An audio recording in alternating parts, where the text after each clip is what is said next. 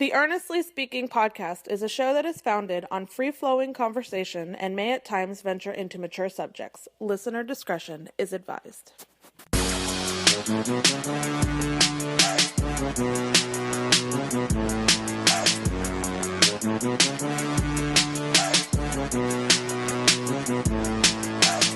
Earnestly Speaking podcast coming to you on July 12th, 2022. How you guys doing? It's beautiful Tuesday. Actually, pretty hot Tuesday afternoon. Well, evening now. And every day's been really hot. God, I hate summer sometimes. But I do love Tuesday nights here. The kids are asleep officially now. And this is my time to shine pretty much in the house. Like, I have 2 nights a week where I can actually have time to myself. The wife's at work. The kids are asleep. And I can just, the whole world's mine for the next 4 or 5 hours. Once they're asleep, I can do what I want to do. You know, just do what, if I want to do a podcast, I want to, you know, watch content, I want to, you know, do whatever. This is basically my time to shine. Tuesday nights and now Wednesday nights as well too. But you know, anyway, so lots to talk about here. First off, a little bit of an announcement. And I know you guys are probably gonna say, "What the fuck were you doing again? Why are you doing this again?" But as of today, I have brought back the Earnestly Speaking Unfiltered podcast. This is probably going to be the 2.0 version of it now on its own podcast feed. You can actually subscribe to it now on any podcast catcher now. The reason I brought it back mainly was because, as you know, I've been trying to figure out a way to record podcasts in a consistent manner, in an efficient manner, but also in a way where I am getting all the things I want to talk about. Unfortunately, as you know, like you'll have days where I'll have days where I'll put out 2 or 3 pods in a row, like in the span of 2 or 3 days, and then I'll go dormant for like a week because that's a schedule. That's my schedule, you know. But you know, there's a lot of things also that I want to talk about too, topic centric things I'll talk about that I don't get a chance to touch on. That doesn't also require me to have a studio either, is be in a studio. I think that's the one thing I use that for. I prefer to do this show in a more professional manner, more clean, more glossy, you know, production. You know, I prefer to do this show prepared and laid out. This is a show, Earnestly Speaking Podcast, as we've been doing for 11 years now. 11 years, actually, I've hit 11 years in a couple of weeks. This show is long form. This show, whether I do solo podcasts like this, for example, that go between 20 minutes to an hour or even longer, or conversations with people or friends, people in the media, the point is this is the long form podcast. And there's a lot of, you know, when I prepare the show every week, you know, I always, you know, line up topics I want to touch on. Some topics stitch up together and they make the show. But there's a lot of topics that I touch on, that I talk about, that do not hit the feed, that do not make the cut, that basically hit the cut room 4. But I still want to touch on them in a moment. Some of those topics also too aren't very evergreen either. So a topic like whether it's sports or in politics or whatever it may be, or in pop culture, it might be something to talk about in the moment, but maybe 3 days from now it doesn't matter. But that doesn't mean I still want to talk about it. So it creates that environment. Now, I've done in the past where I'll throw those kind of shows, unfiltered shows, shorter podcasts on this feed. But I hate, and it's probably my ADHD talking here too, especially, because I do have ADHD. To me, I find that my ADHD has gotten worse as I've gotten older. I think being a father and having kids, a son who also has ADHD, you know, who can relate to me and I can relate to him, you know, it's actually gotten worse. I'm very big on organization. I'm very big on having things streamlined properly. I like things being a certain way, organized, that kind of thing. You know, I don't like having a bunch of short 2-minute, 3-minute podcasts cluttering up the entire feed. You know, people who listen to podcasts, listen to the podcast, you know, casually, I gotta tell them to find the podcast, and you gotta look for the title or maybe in a glut of different 2-3-minute podcasts, and I hate doing that. It's also why I took off to take the rest of the podcast off his feed too as well, because that show is a show I do every week, almost 2 hours almost 2 hours every week, and that show deserves its own space. We tried to experiment doing it on this feed, and to me it was just too much. I think that show deserves its own space. I also think this show and what we do here, and as I said a couple weeks ago on this show about refocusing the vision of this podcast, I'm back to basics again. I want to be able to do things that are simple and to the point and easy to find. But certain things need its own place. So that's why I brought back the Unfiltered podcast. That's why I brought it back. So I already have a couple of shorter episodes ready in the can. I'm putting out this week. That show I'm going to try to do daily, at least Monday to Friday, because since it's pretty easy, I can do that. And I plan to do that show randomly. I could just pick up my phone and record real quickly for 5 minutes. I could be doing it on my way to work, come home from work, and I can do that, and then it's out to the world. Whereas this show, I rather prepare, sit and really sit with topics that I want to touch on, long form, and go from there. So again, Earnestly Unfiltered, available now on all podcast catchers, Apple Podcasts, Stitcher, Spotify, you name it. And that's that. So we're back to kind of back basics again. But I'm also in a place now, I think, finally, after, and look, again, my ADHD is really bad about this kind of things, but I've refocused things again. I'm back to believing in my vision of how I want to do things going forward, and we'll go from there. So, anyway, I was just saying earlier as we started the show, I cannot stand summertime. I can't stand it. Every day feels like it's 95 degrees. Well, every day is 90 degrees, but it feels like 200 degrees. It's been horrible. I hate summer.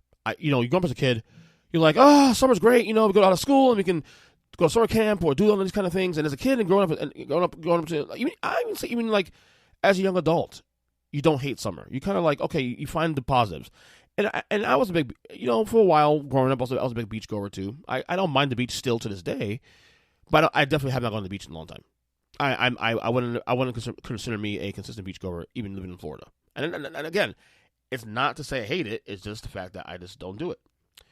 But between the weather and now having kids, and they're out of school, and God, I love my boys. I'm not complaining, but for the record, I'm not complaining about this because I love my boys. But summertime to me feels like the most stressful time for me of all in my life. Between my kids being home and having to entertain them every day, that's one of the things we do every day. We got my wife and I, when we were home with the kids, whether it's together or separately, depending on our work schedule, we got to find ways to keep them productive every day. So that's part of it.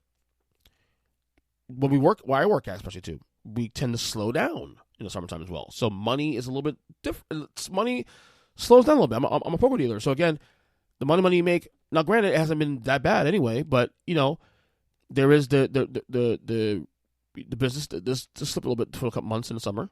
So you have that, and again the heat. I don't mind the sun. I actually like the weather for the most part. I don't like the humidity. That the humidity kills me every single time. I know my wife especially hates it, and I know when she hears this podcast, she's gonna say, "Well, if you hate it so much, why don't you let's move out of here?" Because she constantly complains about wanting to move out of Florida. Now, granted, in her defense, this is the only place she's ever lived at, so I get it. She's never been outside of the state.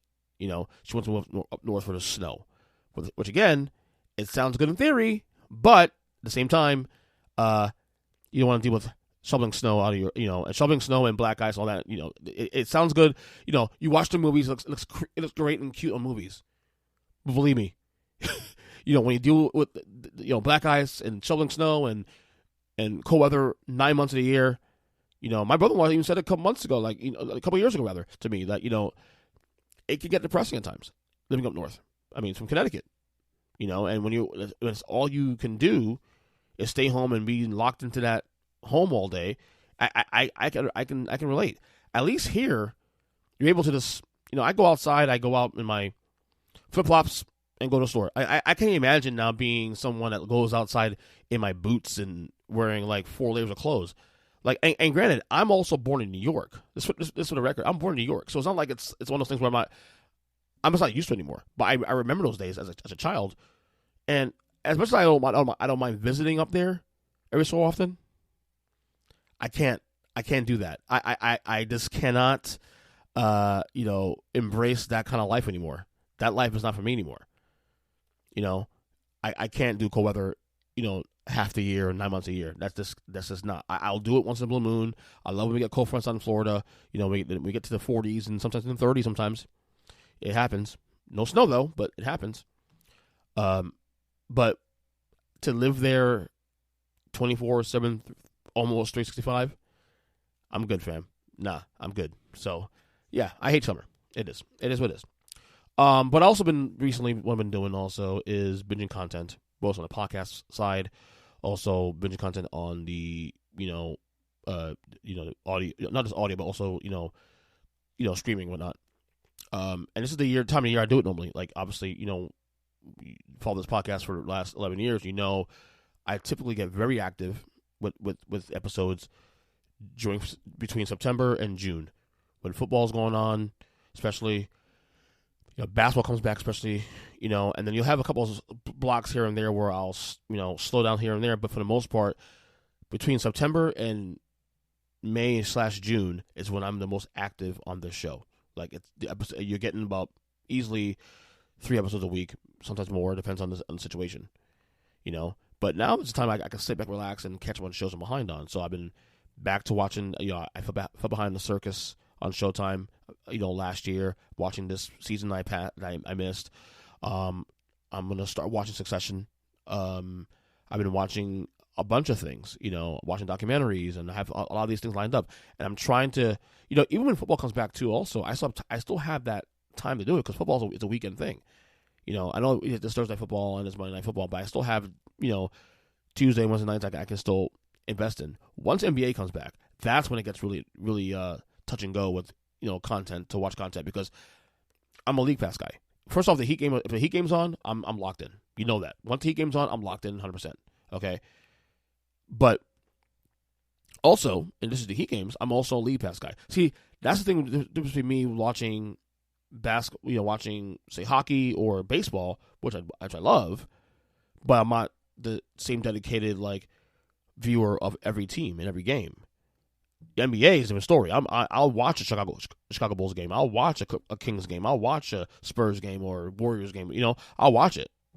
So, but this time of the year, between now and early September, I'll say even most of September, I'll dedicate a lot of my time to catch up on content. So a lot of shows I'm behind on. My wife and I want to watch. I know Ted Lasso's coming back very soon. We got to watch The Boys season 3, but by the way, I've not watched season 2 yet. So there's so many things that I need to step into and watch between now and the fall. So my wife and I have been trying to map out what shows we want to watch behind that, and I'm gonna get laughed at for this, obviously, but I don't care. I want to finally finish watching The Sopranos. Please, that's my biggest goal of the summer, is to finally finish watching The Sopranos, and The Wire, for the record, too. Which, again, certain friends of mine listen to this podcast are going to hear that and say, Jesus, it's been 10 years. You said I watched this damn show yet? Again, ADHD. Come on now. It is what it is. You got to get me to focus. But I'm really I'm hoping to put a better effort this summer into doing that now. Especially when the kids go to school in August. That should help a little bit too, So, anyway, I've been having some sleeping issues as of late. It's been rough. I touched on the last solo pod that, when my kids were born, and the way to deal with their sleeping issues, we used the white noise machine for both my kids. And it's gotten to a point now where, I've been a parent almost 10 years, and because of it, I've gotten used to having a white noise machine in my room, in the house, whatever. But now we've been recently, my youngest son, Logan, who's just turned 5 recently, in April, we have been really pushing, really making a concerted effort to have him sleep in his room. Okay? He's been in our bed for the last 5 years. There's been moments we try to do it, and it doesn't stick. But what we've done is we've moved the white noise machine that's in our room, for him, to move it to his room. So there's been a couple of nights, especially the last couple of weeks, where I had to work the next day. That's the worst part. When I've had these issues is when I had to work the next day. And I hate going to work groggy and tired. It's the worst feeling in the world. So we put the machine in his room, and I have nothing to, fall asleep to. Now, my wife will leave the TV on, but the TV hasn't really been much of a help, to be honest with you.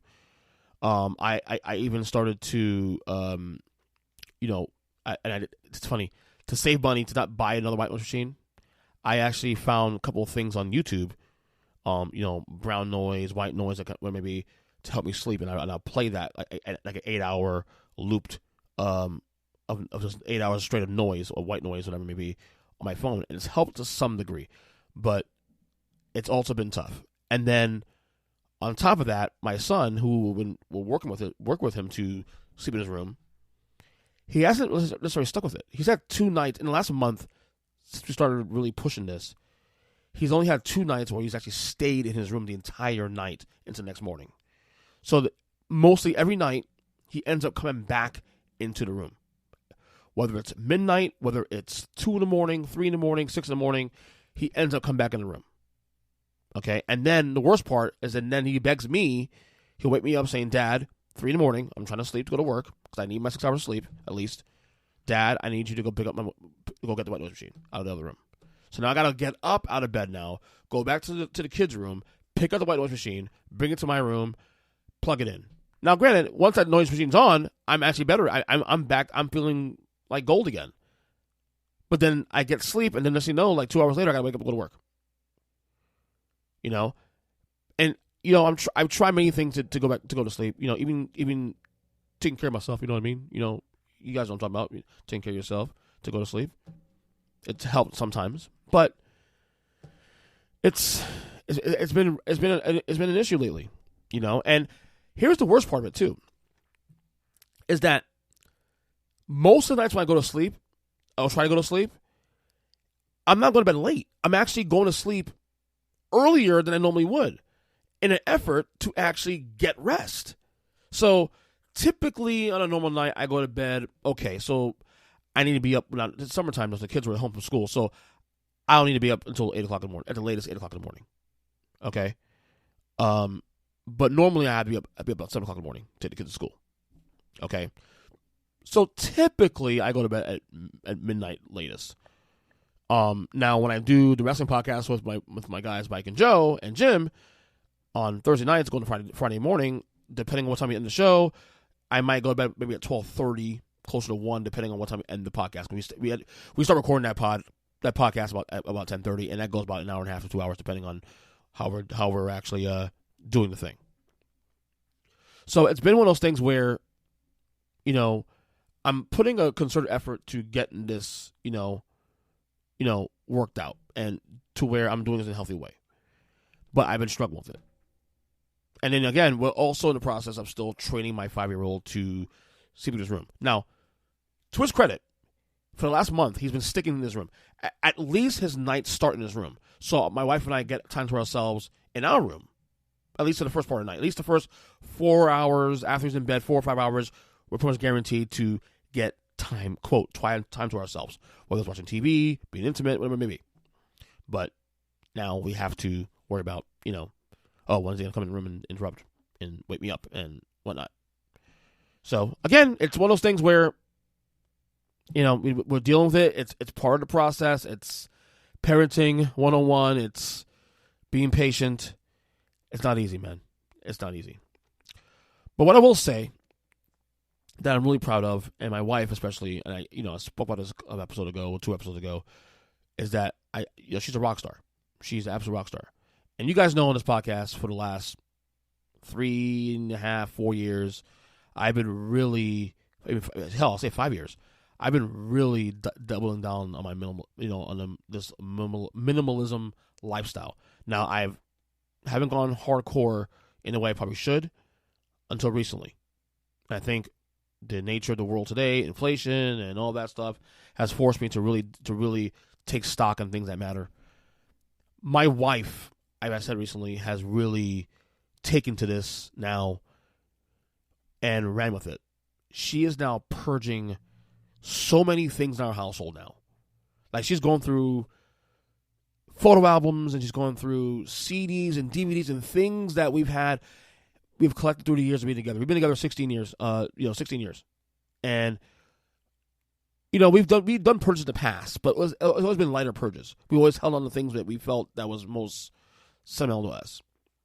But we've gotten really aggressive now on a lot of things. A lot of getting rid of things. We've gone through our kitchen, getting rid of extra mugs, getting rid of extra cups we don't need anymore, getting rid of extra dishes we don't need anymore. Going through, like I said, we went through our storage unit and got rid of stuff in there, condensing things. We went through like DVDs we don't need anymore, CDs, CD cases, clothes, you name it. And we're not even halfway done. This is now turned into a major project in our house now, and I'm really proud because I've finally come to a place now where there's a lot of things that I've held on to for years that I'm like, it's not giving me value anymore. So why am I holding on to this still? Let's get rid of it. It's time. So we've gone nuts. And she's been the one really navigating this more than anybody else. She's been the one that's been just, do we need this? We don't need this. Let's go. I mean, if you got to think about it, we don't need it. Okay. I mean, we used to save chargers and stuff. We used to save there'd be like cords and things of that nature that just sits in our junk drawer or things in boxes, and like, we don't need this. Get rid of it. So we're still have ways to go, but anybody that knows us, comes to our home on a regular basis, they come by now, they'll notice a big difference. That is a lot of things that we used to have that are just gone.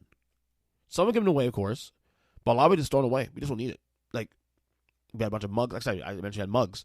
We used to have, there was like upwards of like 10 to 12 mugs. Here's the issue with that. My wife barely drinks coffee as it is anyway. Okay? I'm the one that drinks tea. And I only use like 2-3 mugs on a regular basis. Like, I have like an old school New York Giants mug, and I got one other like Mr. like husband type mug. And that's about it, pretty much. And she uses like a mug once in a blue moon. My kids don't use the mugs. So why do we have 10 mugs? We don't need 10 mugs. So we got rid of like 3/4 of the mugs we had. And glasses and cups and things of that nature. We're a small family. We are a 4-person house. 2 kids. If we need to add more things to facilitate for the kids going forward, we'll do that going forward. But right now in this moment, we don't need all these extra things. So we've been purging this house. Purging it. And I'm just proud of my wife really coming in.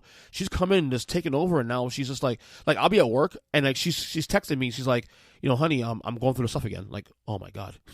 She went through our room the other day, and she got rid of so much crap, condensed stuff, and our room now looks like 20 times better than it did a week ago because all the quote unquote clutter that we had is now gone, and it's been fantastic, and I'm so proud of her. I'm proud of that we're, and this is one of the things too, which I love too, because we're on the same page now, especially too with these things. Like when I started doing this a couple of years ago, it was one of those things where like she didn't understand what was going through, what I was trying to communicate about minimalism, and it wasn't just about getting rid of everything. It's about keeping things. You keep things, but as long as it brings value to you, that's all it is. And now she understands that now, and she's now taken it and ran with it. Like she's like taking it, she's like a running back. She's taking the ball and just gone with it, Saquon Barkley style. So very proud. Anyway, so lately I've been very fascinated, and you guys know I love politics. Obviously, I love politics, and this whole Ron DeSantis Donald Trump quote unquote feud. I've talked on this podcast in recent months about how the future, one of the most fascinating things about in the political sphere is the future of the Republican Party. I spoke about this after the election 2020 when Joe Biden won the presidency. That Donald Trump still had a stronghold on the party, but would that sustain moving forward as things start to come out and things we, start to hear about, especially the January 6th hearing stuff? Will that sustain? There's clearly a lot of people who don't. People I talk to, especially like Donald Trump, but they've said to me themselves that they don't really want him to run for president in 2024. And I'm still the opinion, and I've been saying this for the last year and a half, that I don't think Donald Trump will run for president in 2024. I think he'll hang it over the party for a good while and then at the last minute pull out of the race. Now, the other option, it seems to be that nobody's actually, said anything publicly about running for president, is Ron DeSantis, our governor here in Florida. He's been the big star on the rise in the Republican Party. And Ron DeSantis won an election here in Florida in 2018 over Andrew Gillum for governor, really based on just being a Trump guy. He didn't have a policy. Like you watch his ads, for example, everything was based on stuck up with Donald Trump, and he barely won the governorship here in Florida. And I've, like I said, I've spoken my piece about Ron DeSantis on this podcast. Like, I have a lot of issues with him personally. I thought he handled COVID okay. I thought he handled COVID really well, actually. People disagree with that. That's fine. You can disagree with that, so no big deal. But a lot of things that with DeSantis I don't like, is, I have criticism of him personally, on the culture war stuff. But that doesn't matter at this point. But now, we're getting to a point now where, okay, we're now approaching midterms. Which really, midterms, to be honest with you, in November, really is, if you think about it, the launching point of the next presidential race. It's halftime. You start getting all the folks that want to run for president will get primaried, and maybe, after the midterms. So right now, the assumption is on the GOP side is that Donald Trump and Ron DeSantis are going to be head to head probably for the nomination for the Republican Party. Again, I don't know what Trump's going to run. I have my doubts, but that's what we hear.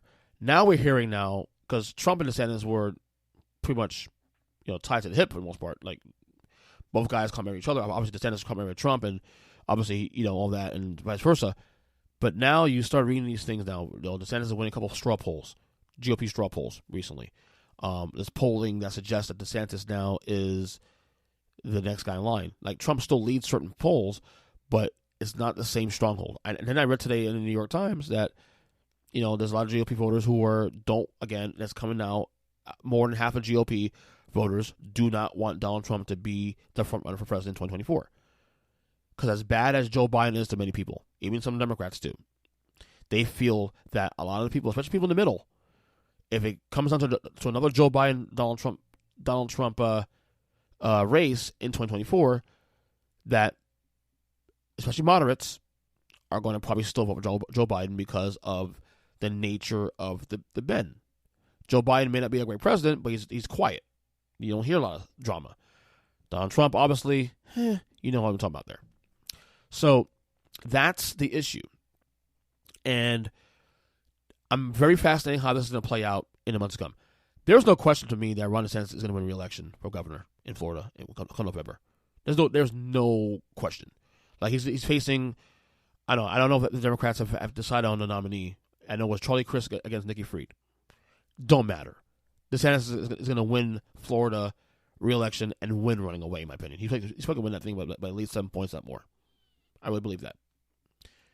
Which now sets a stage for him to whether or not he wants to run for president in 2 years. But there's a rumored feud now, and people tell me the feud's real. It's real. I'm like, I don't know. Is this that could all be a smokescreen? People, friends of mine, swear this feud is real, and I still have doubts.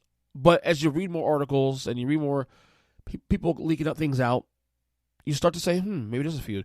And in Donald Trump's case, knowing his history, even if Ron DeSantis is an ally, Donald Trump, of course, and you know this, no one can dispute this, because this precedes him prior to entering the political sphere, that Donald Trump is very petty. He's very petty. And if someone is going to be coming on his lawn or push him out of the paint, if you will, using the basketball term, he will push back. So maybe this is true. Maybe there is some, infighting. I don't know if there's infighting between DeSantis and towards Trump. I'm able to believe that there's more of that from Trump to DeSantis because of Donald Trump's behavior.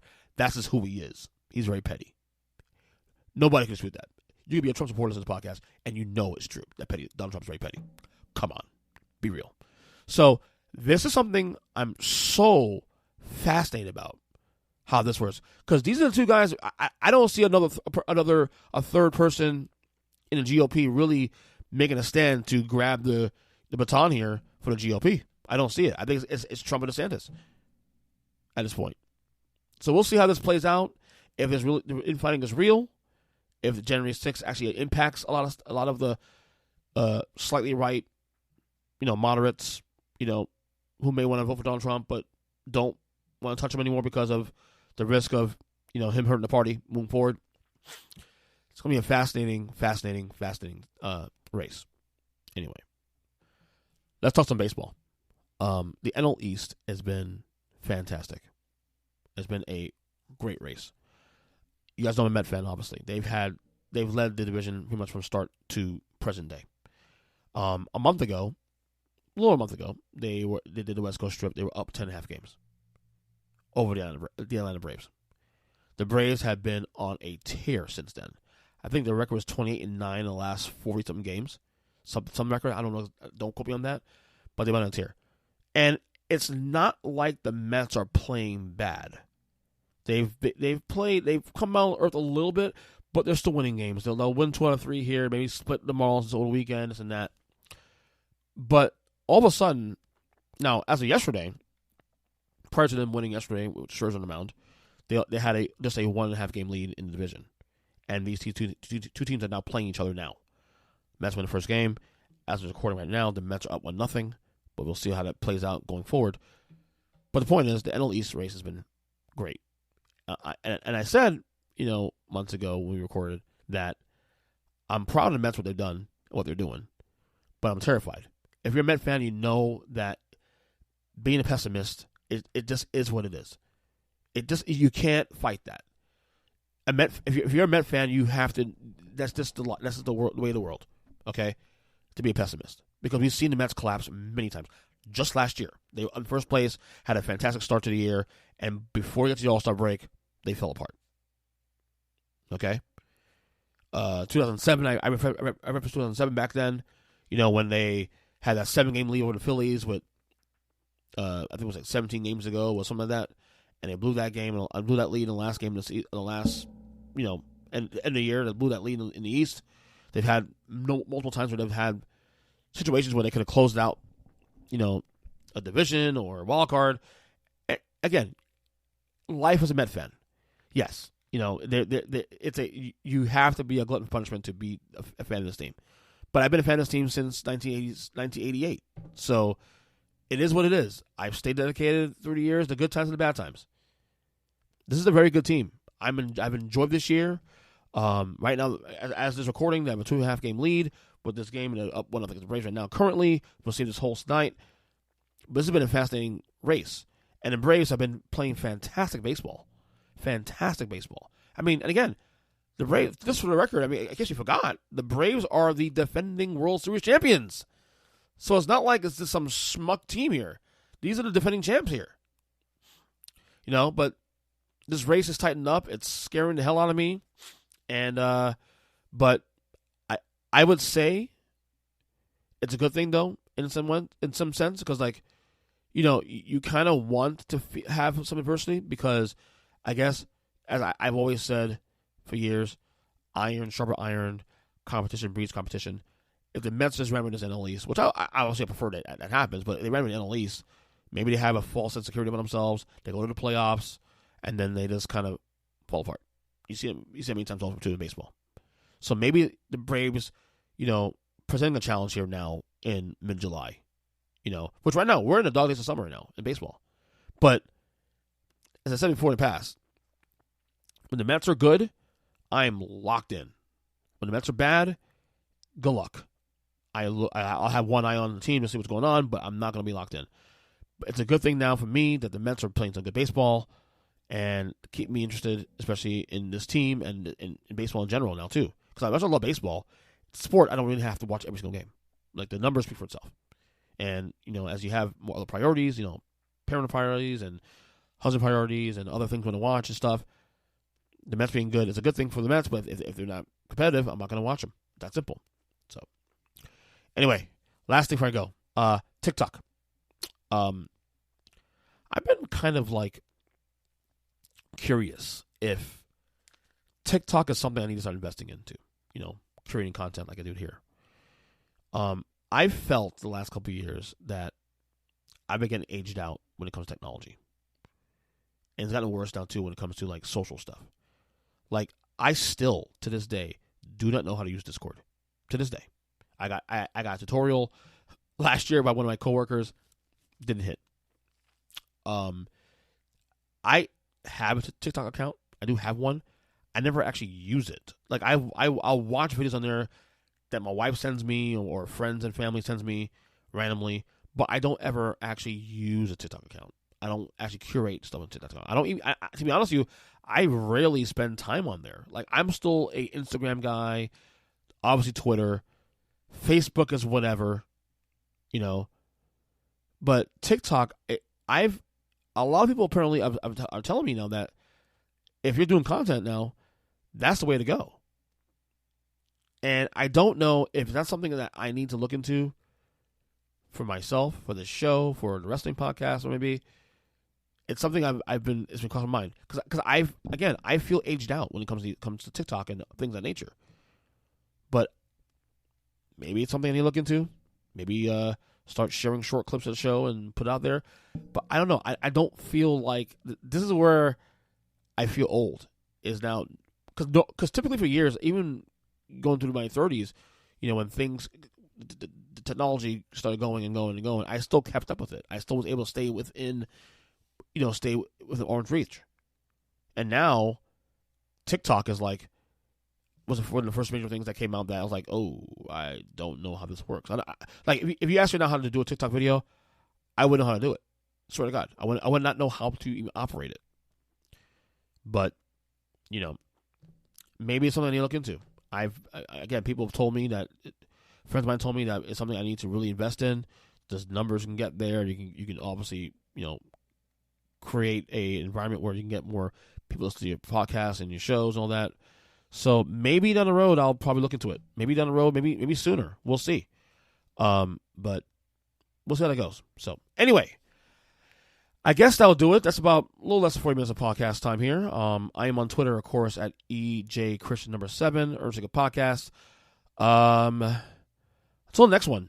I don't think I have any planned right now, but I will say for you guys to check out the Earnestly Unfiltered podcast that just got launched finally today.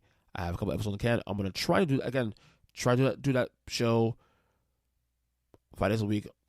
Not going to promise that, but I'm going to try to do that show 5 days a week and try to be consistent with this once I can. So, till then, tell you guys later. Love you guys. Take care. See